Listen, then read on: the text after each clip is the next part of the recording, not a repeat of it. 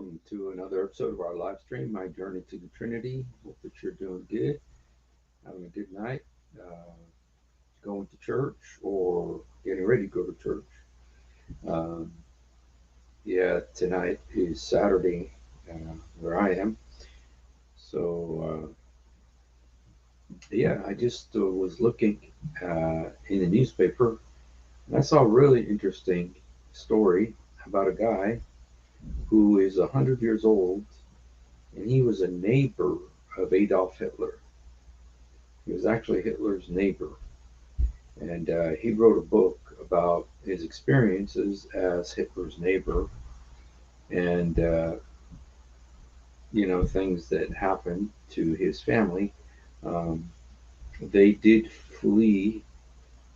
They did flee and were saved um, before Hitler began his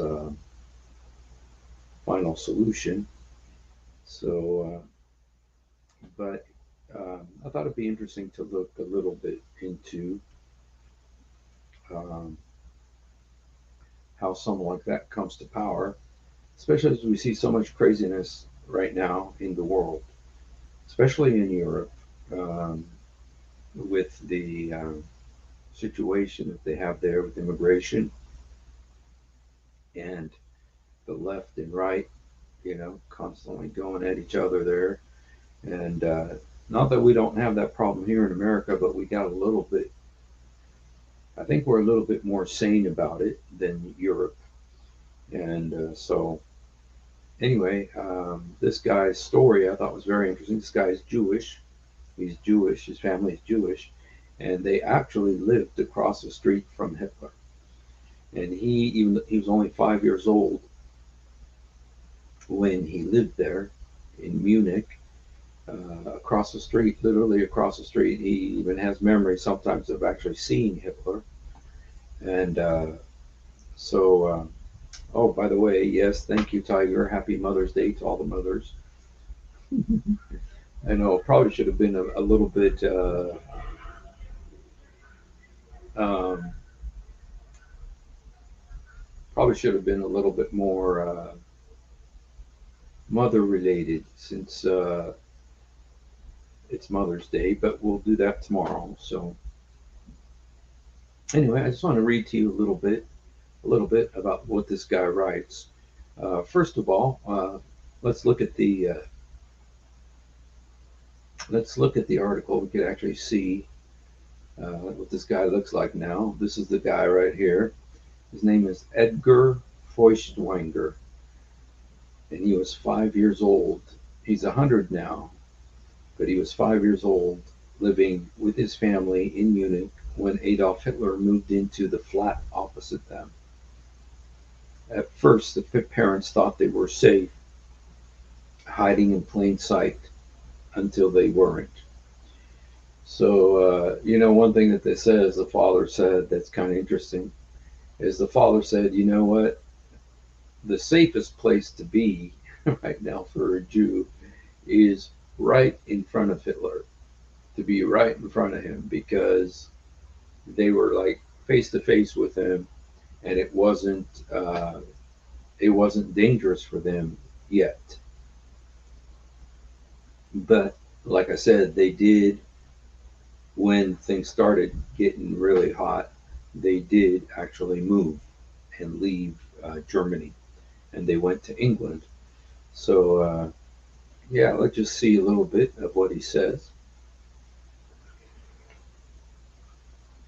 In 1929, Feuchtwanger was 5 years old, and something happened that made his long life even more unlikely. He got a new neighbor, Adolf Hitler. There he is. Okay. Um, okay. In October that year, Hitler moved into the grand second floor flat uh, in Munich. His previous flat on the other side of the Isar, the river that divides Munich, had become too small. Munich to him was the capital of the movement, a title he awarded the city officials in 1935.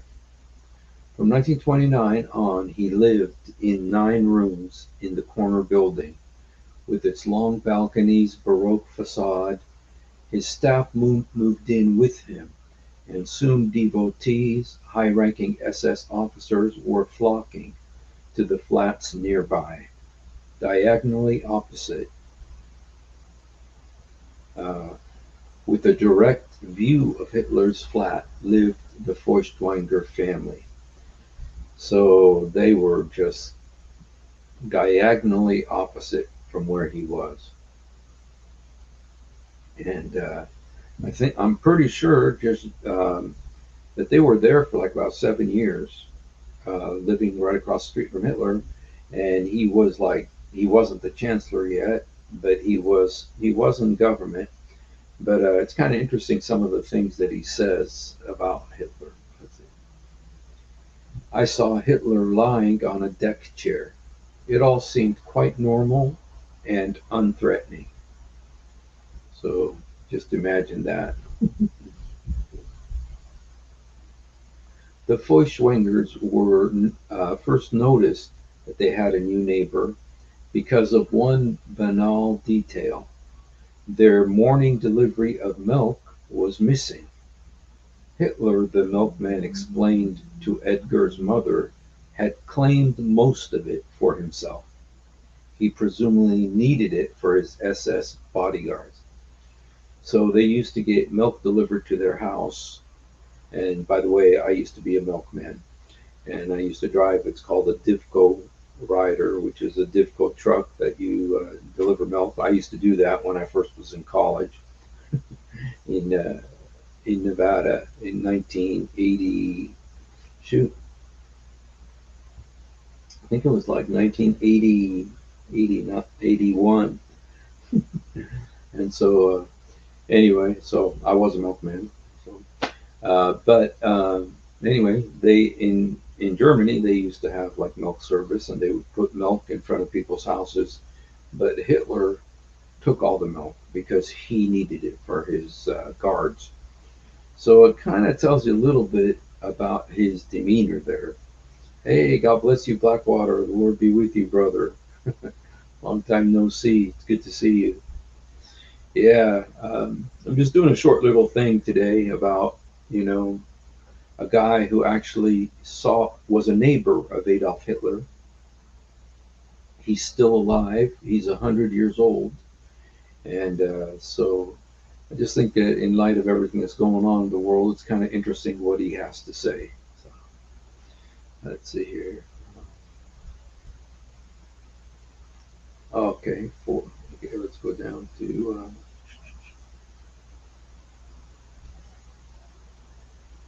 Uh-oh, I think I'm missing a couple of my. Just one second here. Missing a couple of my 6. Is there a 5? I guess there's not a 5.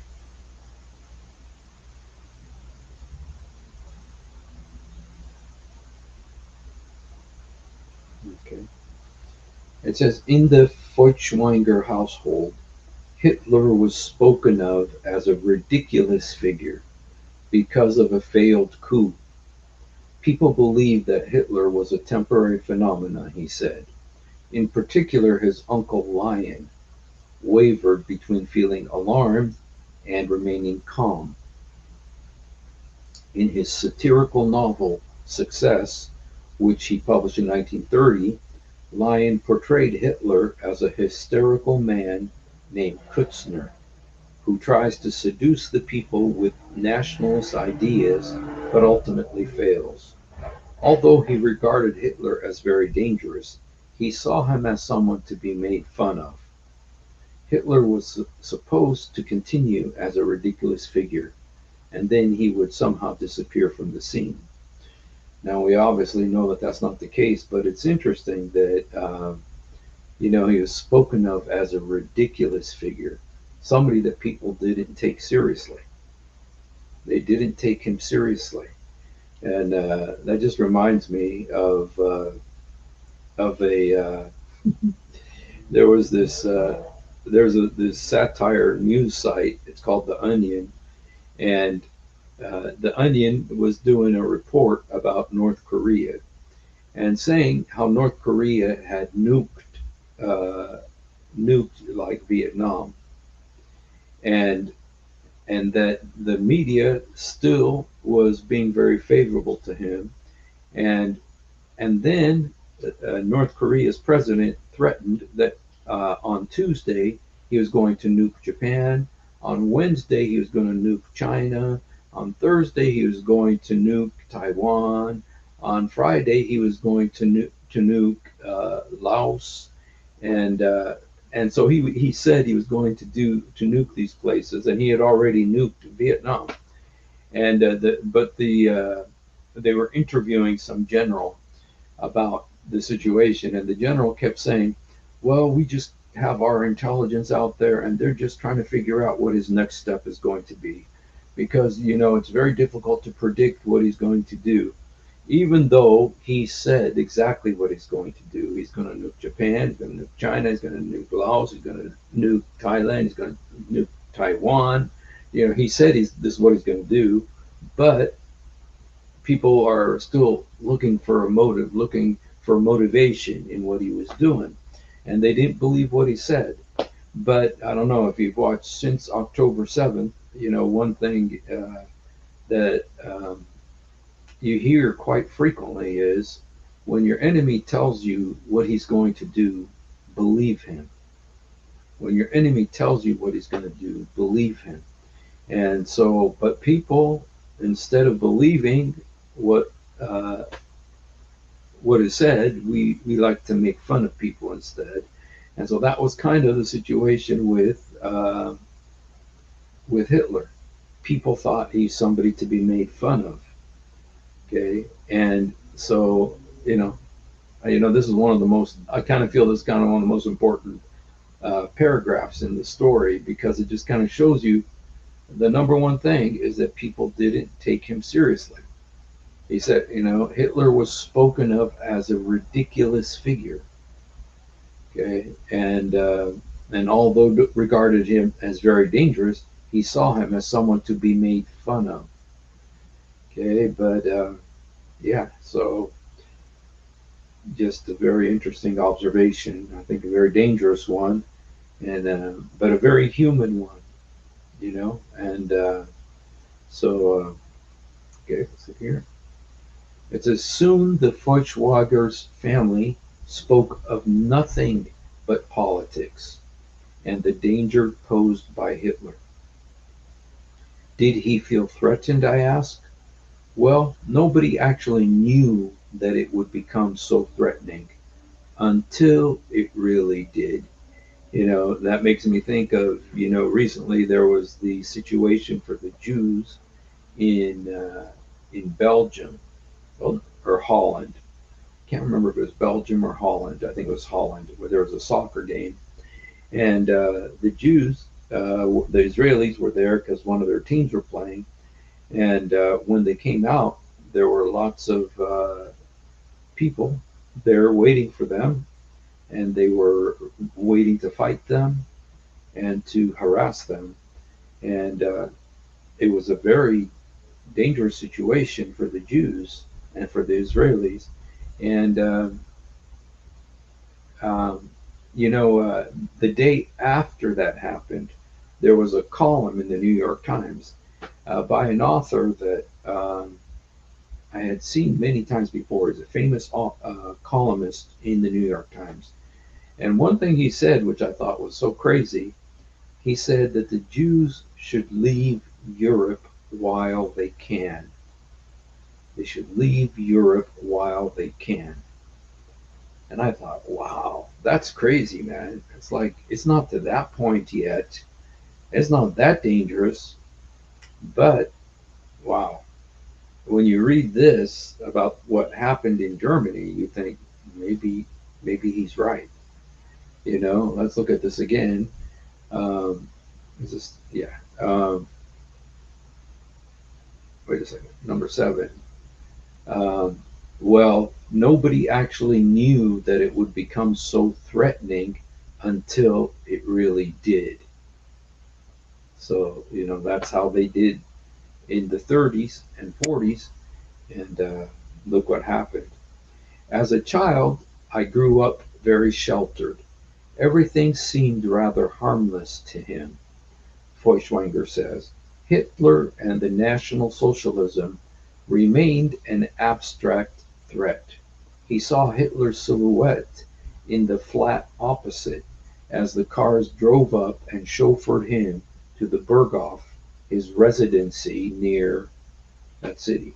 Whenever I went to school, I had to pass the house of his photographer, Heinrich Hoffmann, where Hitler was often in the garden. He was lying in a deck chair.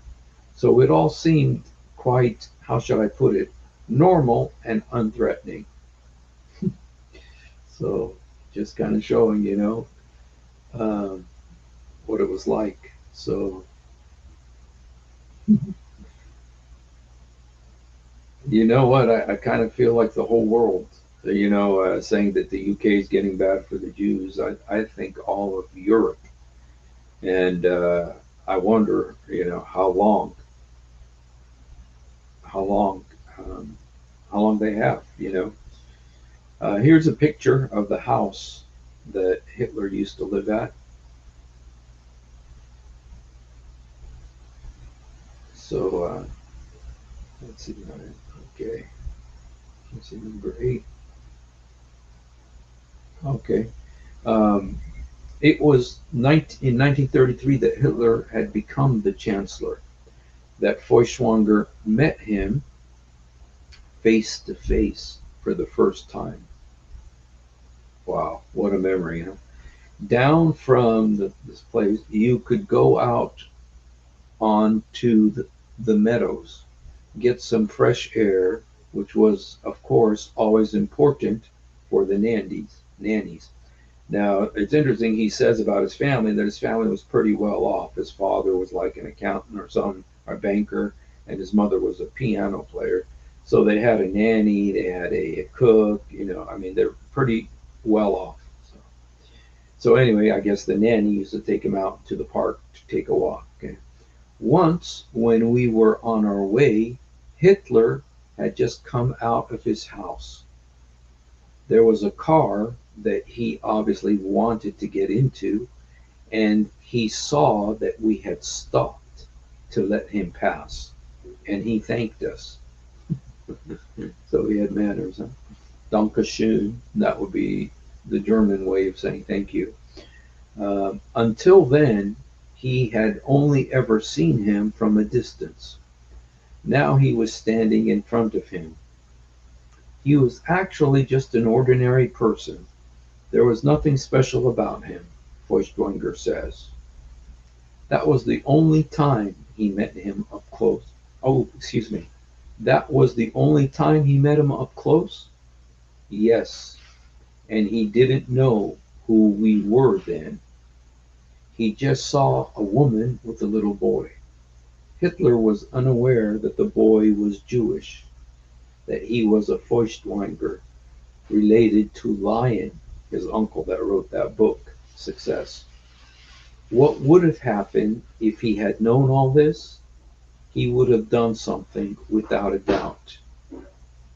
And then he specifies when he says he would have done something, it means he would have had them killed in Dachau. Dachau was the camp where they were killing the Jews at that time. So, okay. After a few minutes, okay, so this is the reporter. The reporter who's writing about him, he said that this guy, because he's 100 years old, he gets tired. And when he gets tired, he needs to take a nap and stuff. So anyway, he took a little break, but then he was ready to continue. In his memoir, I say there is the following quote from his father. Right in front of his eyes, we are safer. His genius is so great that he forgets to look out of the window. I think that's such an interesting quote. It's kind of like where people say the safest place to hide something is in the wide open. Yeah, just in the open because nobody's looking for it there. They're looking in all the secret places. So the best place to hide your valuables is in the open. Just leave it out in the open because people won't look for it then.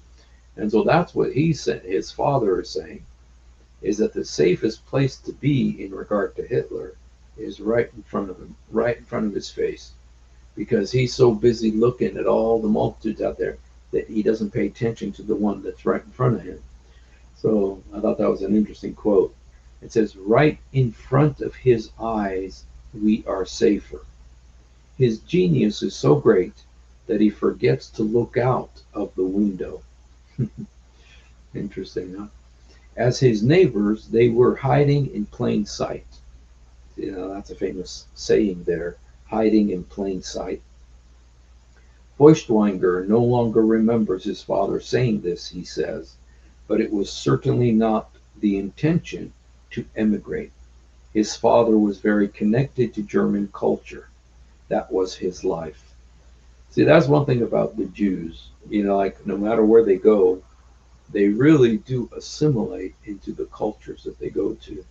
They become like Germans, they become like Dutch, they become like French, they become like Italian, they become Americans. You know, unlike Middle Easterners like the Arabs, we always maintain our own culture. You know, we always maintain the Arabic and especially the Islamic culture.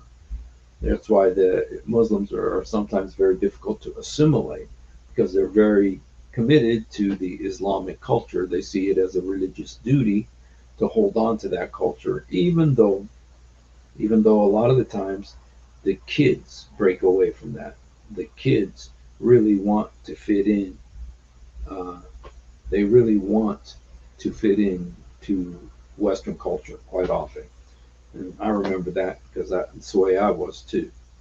So anyway, here's another quote. It says, I was like the other children at first. I went along with all the Nazi stuff. Our teacher was very pro Nazi. Wow. Reminds you of the public schools. Just that they were all very pro Nazi, and I think they didn't have a choice. You know, even a lot of the churches were very pro Nazi. And but there were some very heroic pastors who stood up to Hitler, and some of them lost their life for it. For instance, the very famous Dietrich Bonhoeffer, you know, who wrote The Cost of Discipleship. I believe he was killed.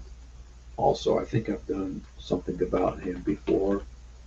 Dietrich Bonhoeffer. To 1945, okay, dissident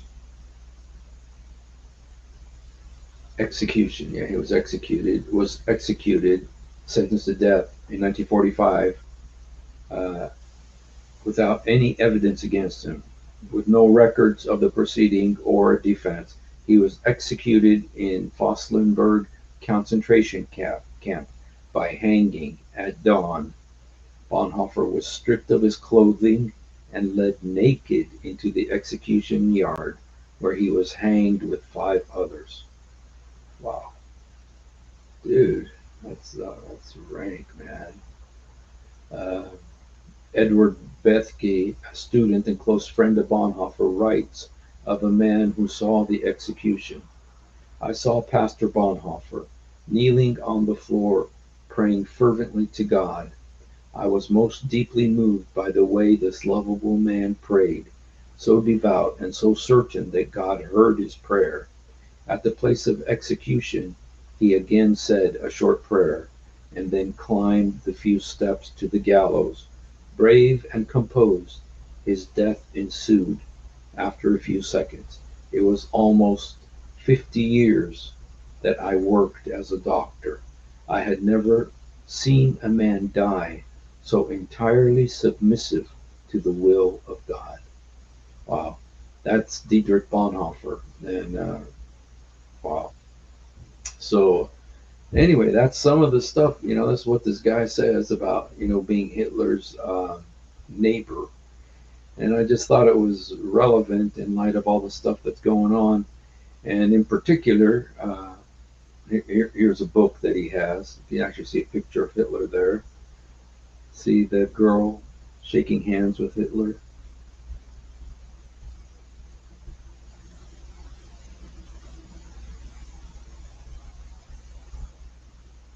That's the guy right there.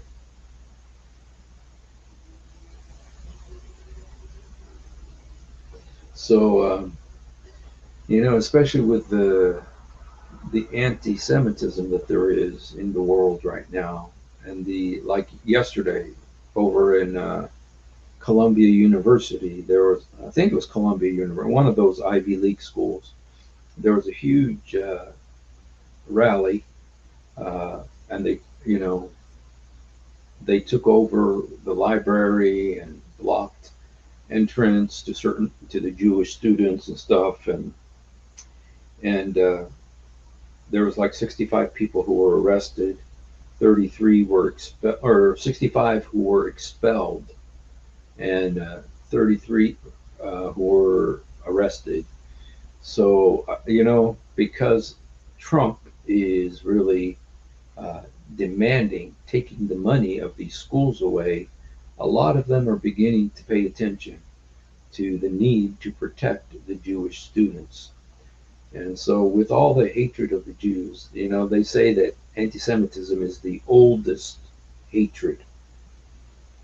And I don't know, one thing I just noticed is how easy it is to get people to hate the Jews. How easy it is to get people to start um, to just turn against them, to just hate them. It's just so easy. And sometimes as a Palestinian, I'm very careful. I'm very careful, because people are always trying to get me to spout the Palestinian propaganda. And the thing that concerns me is that I don't want to add credence to the anti-Semitism. Now, that doesn't mean you can't criticize what Israel does or criticize, Jews and particular persons and stuff, but it really seems to quickly um, descend into anti-Semitism and hatred of the Jews. And I've never, I don't see it with other countries. I mean, the way every country in the world is against them right now. And, you know, like the kids of Hezbollah, they go to school and they teach them. Yeah, I know. I remember, when I lived in Gaza, they used to, Yasser Arafat used to chant, Al-Quds Jayin, Shuhadat bil Malayin, we're coming to Jerusalem. We're going to have martyrs by the millions. And this was a famous, I'm surprised they haven't started chanting that at Columbia University or Harvard yet. But yeah, so anyway, let's just look a little bit more at what this guy says, because he says some more interesting things. Um, uh, let's see. As a child, did he even realize the significance of being Jewish? Jewishness didn't play a big role in my life before the rise of National Socialism. It did in my father's life because my grandparents were Orthodox Jews. But by my time, that had completely faded away. I didn't know much about it, he says. After Hitler came to power, the family became more conscious of it. He turned it into something. And I didn't really understand that. Back then, at primary school, I was like the other children at first. I went along with all the Nazi stuff. Have you seen my exercise books? He leans forward and reaches for a worn notebook. A few pages almost fall out. There is a huge swastika on the first page. He drew it himself when he was about 8 years old. The teacher's name was Miss Weichel. And she was very pro-Nazi right from the start, I think. She gave us a task as children. She dictated poems, had the children write birthday greetings to Hitler, and make drawings of the true map of Germany, including the regions that the teacher said had been taken away from them. Did he ever question what he was drawing? No, I did what the teacher wanted me to. And my parents said, do what the teacher says. What did his parents say about the drawings? Nothing. They didn't want trouble. They didn't want me to fight back. Wow. Wow. If his parents had believed until Hitler that Hitler was only a temporary phenomenon, that they were perhaps safer living right under his nose, they now realized they needed to flee. The point where it became really dangerous was when von Rath was shot. That was a Jewish guy that was shot. It was a big deal in Germany back then. My father knew straight away that this was going to be very serious. The German diplomat Ernst von Rath had been killed in Paris November 7th by a Jew. Oh, I see. So a Jewish guy assassinated him. The assassination was part of the justification for what followed. 2 days later came the November pogroms, sometimes known as Kristallnacht. Kristallnacht, I know you guys all know about, but they call it Kristallnacht because that was the night when the Nazis went through uh, like commercial areas where Jews had businesses, and they broke all the windows to where there was broken glass all over the streets. And because it looked like crystal, they called it Kristallnacht for all the broken glass. Synagogues were set on fire. Jewish shops were destroyed and looted, and Jews were imprisoned in concentration camps. Among them, Feuchtwanger's father, Ludwig. So they actually did take his father. They came in the evening and took him to the concentration camp in Dachau, or Dachau, I'm not sure how to pronounce it, half an hour away from Munich. Later, they seized his books. I remember that well. My mother tried everything to get him out of the camp, says Feuchtwanger. Was he aware of what the concentration camps were back then? He says, everyone knew that Dachau existed, that it could easily be deadly. Deadly meaning that people were shot? Yes, it was winter and they had to stand still for hours. If a person fell down, they were usually killed. The Nazis wanted people to know that, so they wouldn't resist them. Wow. 6 weeks passed, during which his mother called numerous offices, traveled to the Dachau concentration camp herself, and handed over some food for her husband at the gate, on which was written, Arbeit macht frei, which means work makes you free, as on many other concentration camps. Then suddenly Ludwig came home, so the father was released. Feuchtwanger doesn't know why he was released, but he remembers that his father looked frighteningly thin, and he had to go to bed immediately. He was seriously weakened. As soon as his father was back on his feet, the family started making preparations for their departure. Many friends, and, including Thomas Mann, whom Edgar had often delivered books on loan from, had long since left Germany. With money from Lyon and other family members, they were able to obtain a family visa for England at a cost of $1,000, a vast sum back then. So anyway, they escaped and they survived. But this kind of makes me think of that girl. What's her name? Uh, Lubna. Who for speaking out. about Islam, about what the grooming gangs and stuff were doing.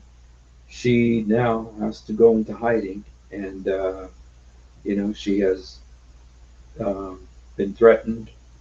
I don't know exactly what happened, but the police came to her house and everything. And so it seems eerily similar, familiar sounding, and just shows you, yeah, we're coming up to the end of time, the return of Christ, and things are just, you know, one of the reasons I wanted to read this is just show that how similar, eerily similar things are to today. People don't take uh, threats seriously. Look at England. You know, they're not protecting their own people anymore, and unaware of what's going on right under their nose, and they don't take it serious. They don't take it serious. They don't believe. That's one thing you gotta believe. When your enemy tells you what he plans to do, believe him. Believe him. So, all right, you guys. I just want to do a little thing about that tonight, and so I know it's some of you are going to church, or you uh, will be going to church in the morning. So have a blessed day. Thank you for spending a few moments with us. And per usual, if there are any Muslims here, we'd love to have you come up. Love to talk to you. I don't know if we have any Muslims, but if we do, um,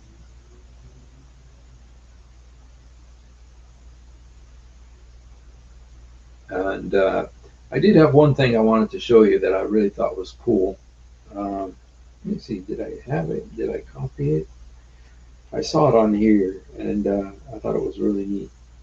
Let me see if I could find it here real quick.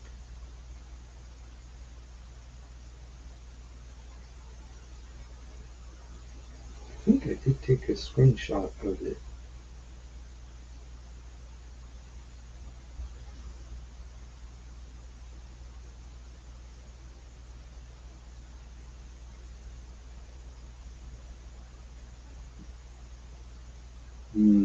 Shoot.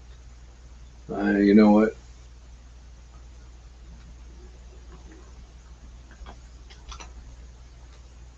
Oops.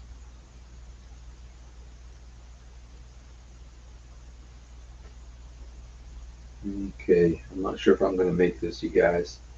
So, okay. Yeah, my Facebook.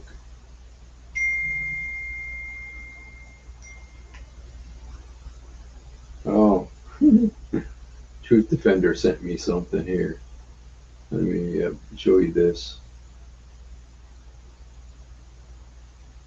Oh, what? Community standards? Did I get a community? We removed your video. Oh, is this even? Oh,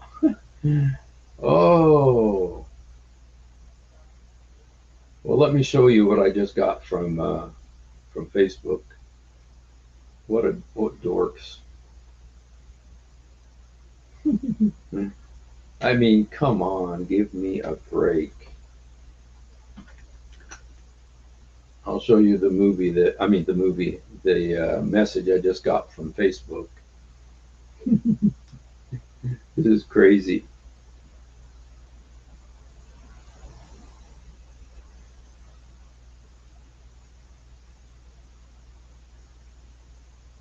Okay. Yeah, I just got this message from Facebook. It says, "We removed your video." Which video? Memories of Hitler. I really enjoy streaming on streaming. See why.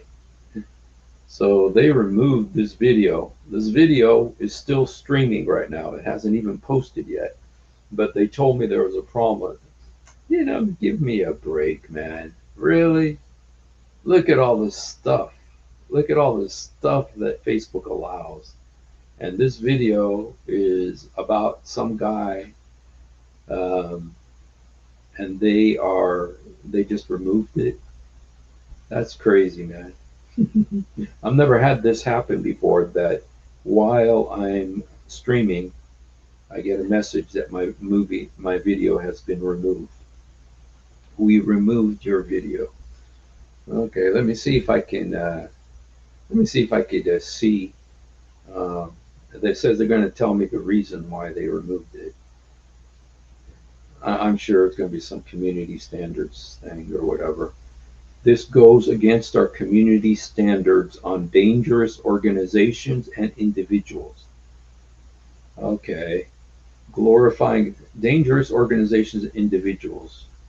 Glorifying terrorist attack, supporting violence against a particular group, supporting or promoting hurtful criminal activity like human trafficking. Really? You know what? I'm going to take a picture of this too. Just because some of the stuff that they got on Facebook, I can't believe that they're taking this off. I can't believe this. This is okay. Community standards, Facebook.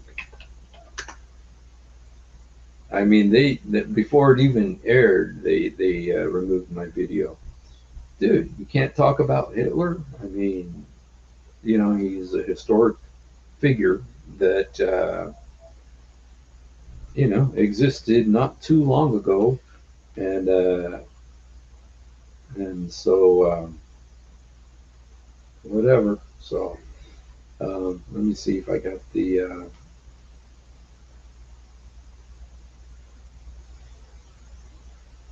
Oh, oh, okay. Oh, okay. I'm gonna have to send this to. I'm gonna have to send this to Messenger so I can. Oh my goodness.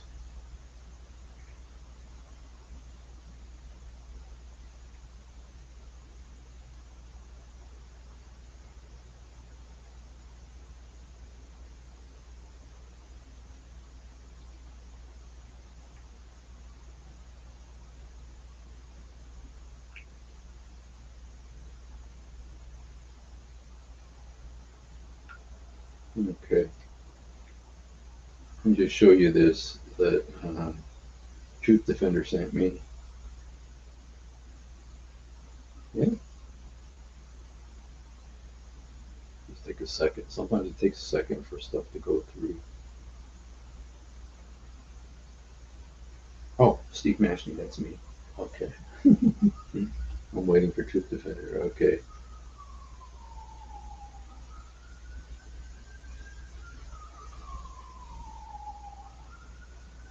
Okay, history of the swastika. The swastika is an ancient symbol that was used in many different cultures for at least 5,000 years before Hitler made it the centerpiece of the Nazi flag.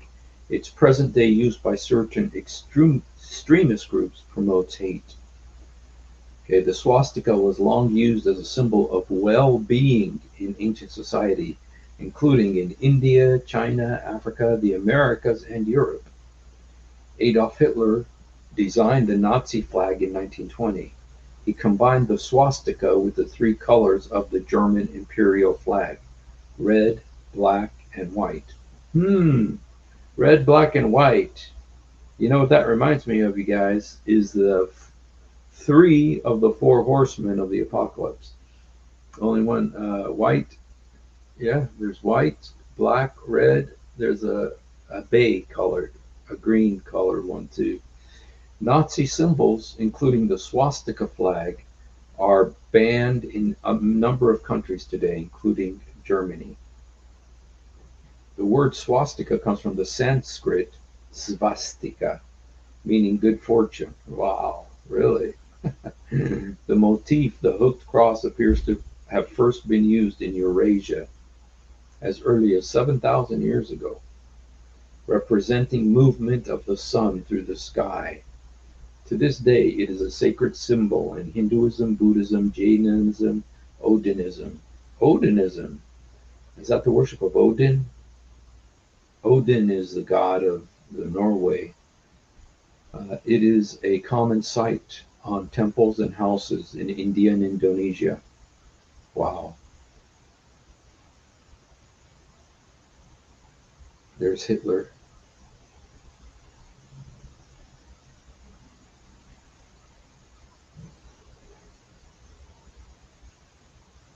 Look at that.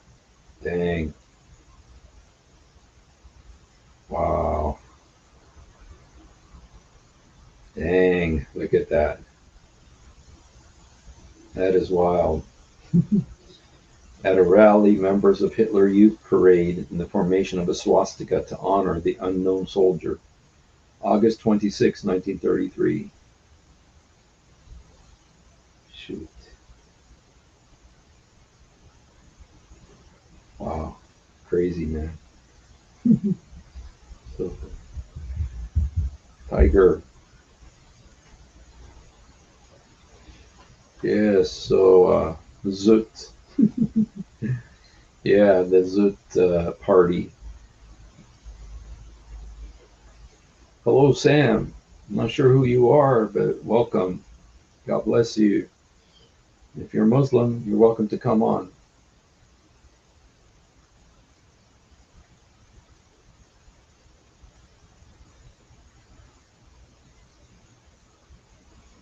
Oh, somebody who speaks South African.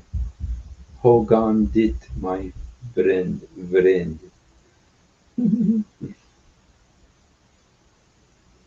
Buy a donkey means thank you very much. All right. All right, you guys. Well, just wanted to do a little thing tonight, a spiritual cultural revival of Norse paganism, but some extremist groups have appropriated symbols of beliefs for white supremacists. Yeah, I know that a big thing was like Thor, because Thor was like the son of Odin, Odin being the Norse god. They're very similar to the, oh, oh, really? Wow, I'm very sorry, Sam. Shoot, your channel got banned? You know, I heard last night what they did to Jai and Daughter of Christ, and how they got their channel banned for a little while. But thank God it's back now. So, but yeah, that's a weird, how people do that, and I haven't caught their attention yet. So I haven't. I mean, I've had some of my videos.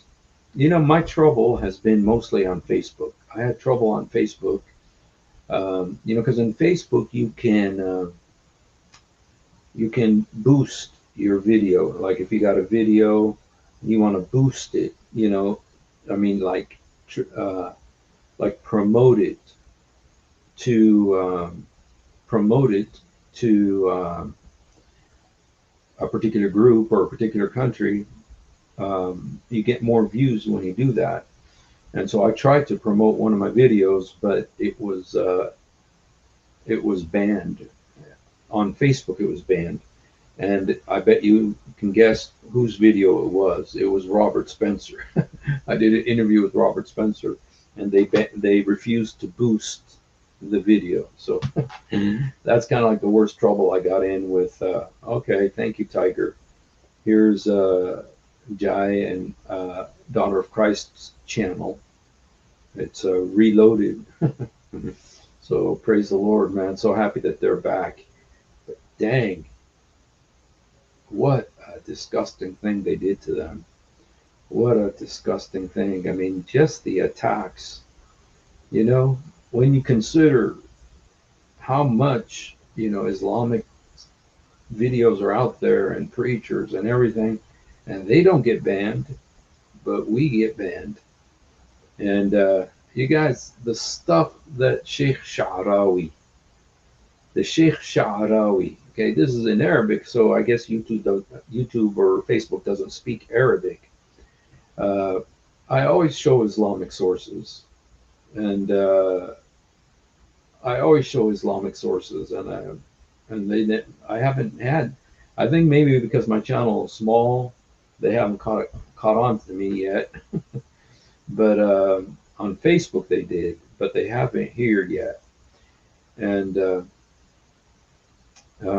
but like with Sheikh Sha'rawi, he's an Arabic, very well-known Arabic evangelist, a da'wah guy, Sheikh, and he actually says in his video in Arabic, he says that when a master, like when women, female slaves used to get raped by their masters, and the Quran allows it. It says, Malikat al-Yamin, the possession of your right hand. You're allowed to have sex with them whenever you want. That's what the Quran says.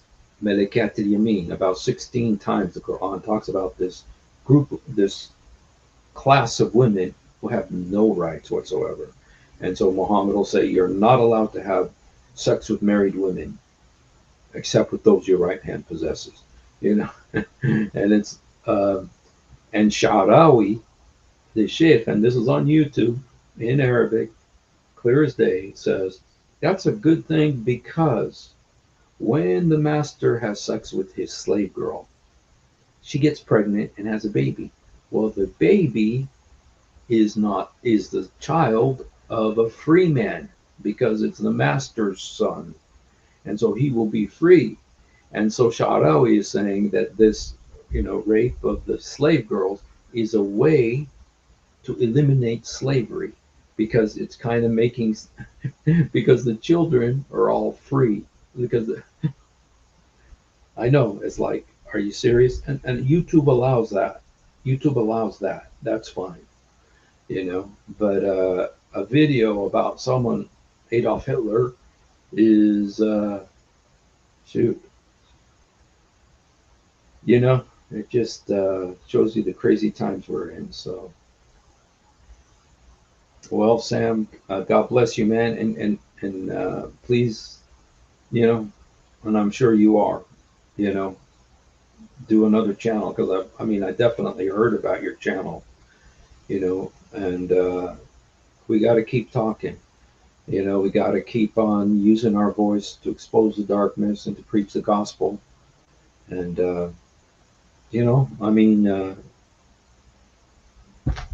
Daughter of Christ, Jai and Daughter of Christ got back on. Their channel's back on. So I'm not sure. I think it was a big.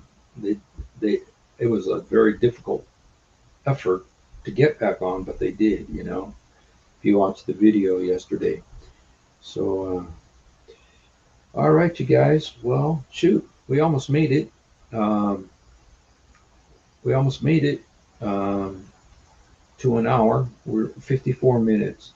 I think I keep talking so that we will reach an hour. And, let me just tell you about, let me tell you some of Muhammad's wisdom. Because Muhammad has some amazing wisdom. And so, oh no, let me say Muhammad's powerful defense of women. Muhammad, very powerful defense of women in many situations. So let me just show you some examples of how Muhammad defended women.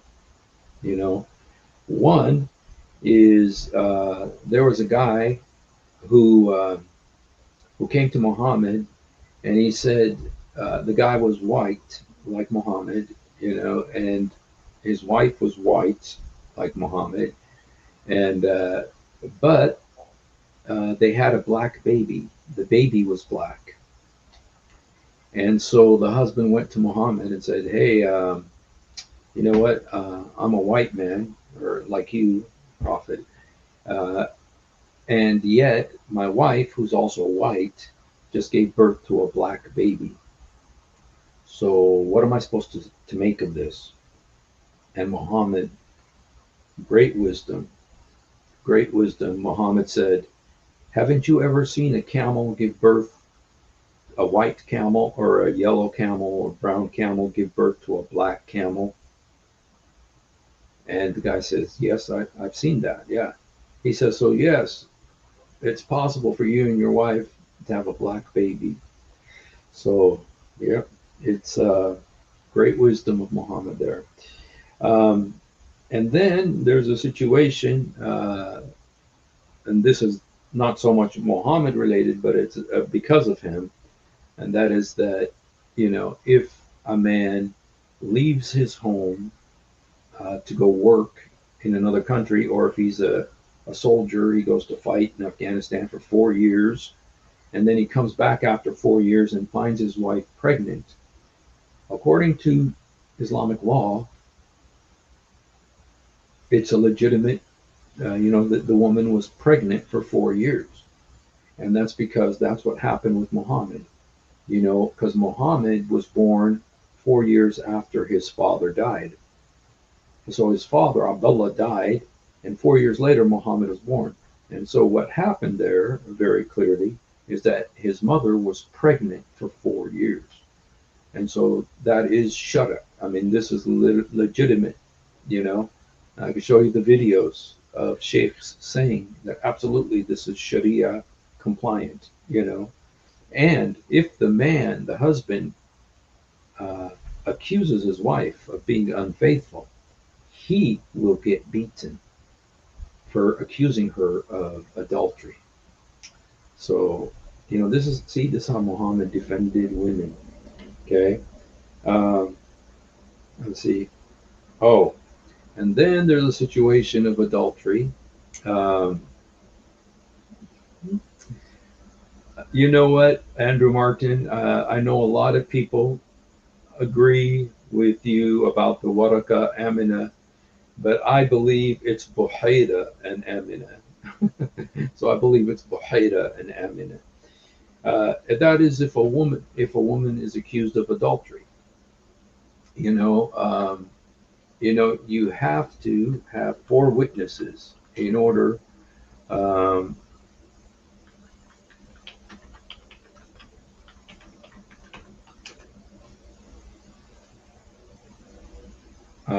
in order to legitimize a accusation of adultery, even if you find your wife with somebody else in the bed. Um, and I know you guys have heard it. Christian Prince talk about it, and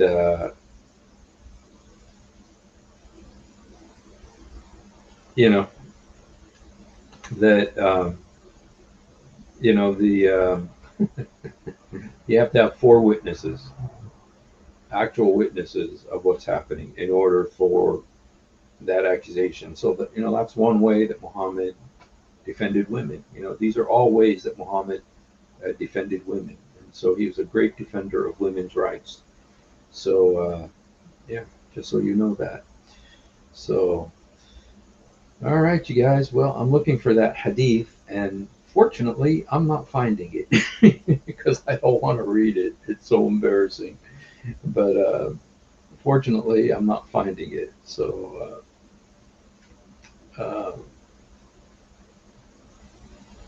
okay. All right, you guys. Well, but that did take me to 59 minutes and 45 seconds, meaning I'm almost made it to an hour. Yeah, who saw the act, and they don't just have to see the act. The one about the donkey ears, Truth Defender? Do you know the one about the donkey ears? Christian Prince always talks about it. And I'd rather not read it, to be honest. I'll display it, but I don't think I'll read it because it's pretty crass. And so, all right, we made it to an hour, you guys. So, uh, Safwan and well, that's right, and that's the reason for that rule was to protect Safwan and Aisha, well, to protect Aisha, because everybody was saying what was she doing with Safwan for 3 days in the desert, and of course she was looking for a necklace, and so that was the reason why Muhammad came up with that rule. It was to protect Aisha. So yes, that's uh,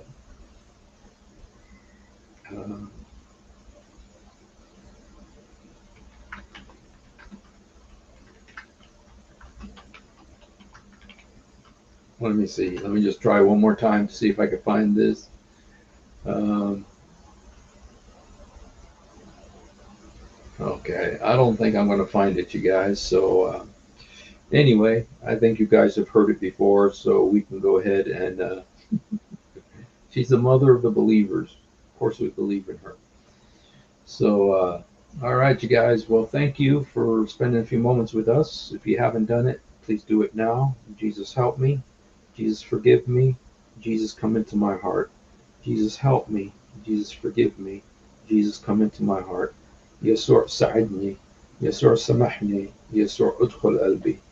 We love you, but much more importantly, He loves you. Have a great night.